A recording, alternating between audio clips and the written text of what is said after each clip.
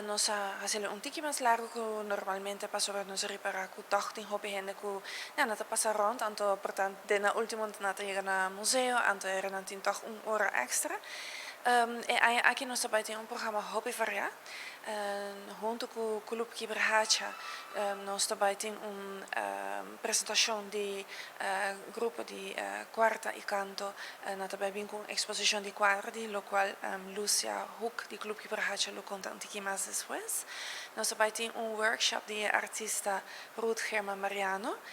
Essa aqui lota algo un tiki más simple questo workshop это doen normalmente pa mucho na joven of adulto que participa ha un taste un idea di kiko lo pa hasiku e material nangu eta traha kunele e lota pa un preis simbolico di 5 florin pa edi akiso e mia eta baita algo también simbolico di ja Dia Nacional e Dia Aruba também, que elo vai trabalhar com ele.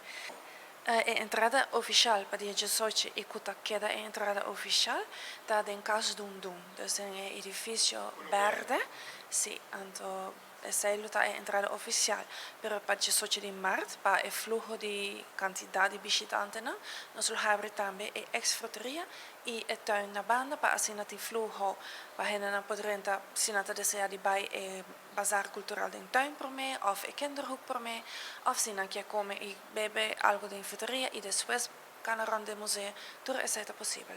Nós estamos abrindo ainda com nosso grupo de quarta, lo canta o himno de Aruba do Chiteira. Nós apresentamos depois de sei também 8 canções mais.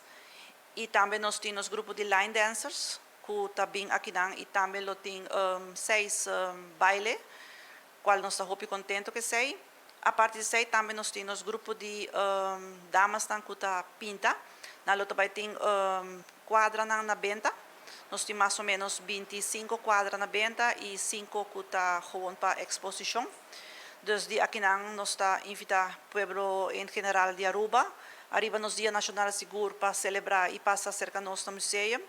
E também por apreciar tudo que também tem gente dia, porque está uma festa grande também de dia sorima ainda até 3 horas da tarde.